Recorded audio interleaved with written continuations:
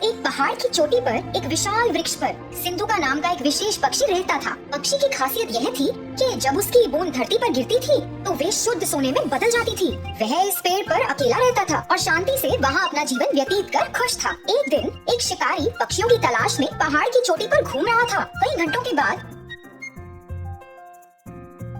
जब वह किसी पक्षी को पकड़ने में सक्षम नहीं था तो उसने विशाल पेड़ के नीचे कुछ देर आराम करने का फैसला किया जिस पर सिंधुका रहता था।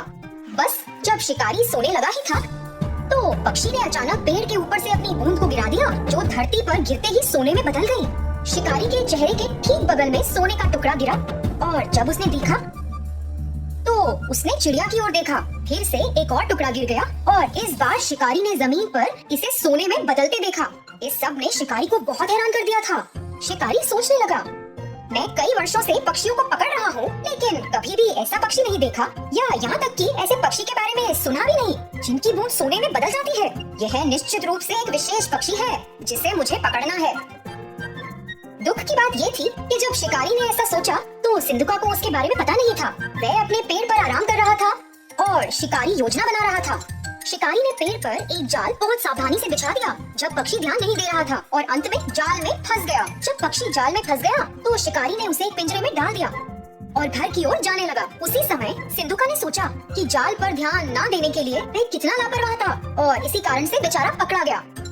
अपने घर जाते वक्त शिकारी ने सोचा, अगर मैं इस पक्षी को रखूंगा तो मैं अमीर बन जाऊंगा और सभी को संदेह होगा कि कुछ तो गड़बड़ है। किसी दिन किसी को पक्षी की सच्चाई पता चलेगी और फिर वे राजा को पक्षी के बारे में बताएंगे। फिर मुझे इसे राजा को देना होगा। लेकिन अगर मैं पक्षी को सीधे ही राजा के सामने पेश करता हूँ तो वह मुझे इस पक्षी के बदले कुछ कीमती चीज देंगे।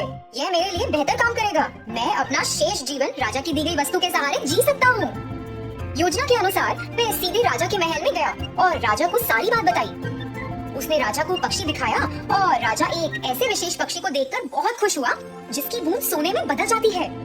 उसने अपने नौकर को बुलाया, इस पक्षी की उचित देखभाल करो, उसे एक शानदार पिंजरे में रखो और उसे भरपूर भोजन और पानी दो। सुनिश्चित करें कि वह दूर नहीं हो। वह महल का शाही पक्षी होगा और अपनी बूंदों से मुझे कई दौलत देगा। अचानक राजा के मंत्रियों में से एक राजा के पास पहुंचा।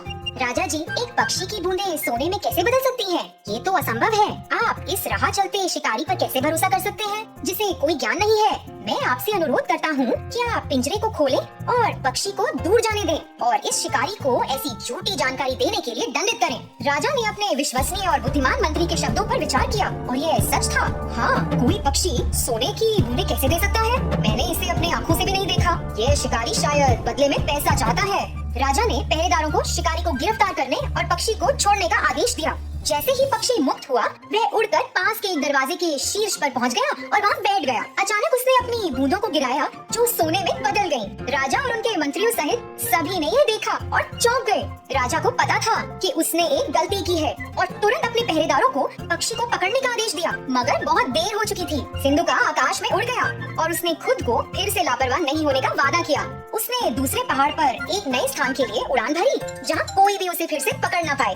तो बच्चों, इस कहानी से हमें क्या शिक्षा मिलती है कि चाहे कुछ कितना भी असंभव लगे, हमें उसकी पूरी तरह जांच करनी चाहिए। धन्यवाद।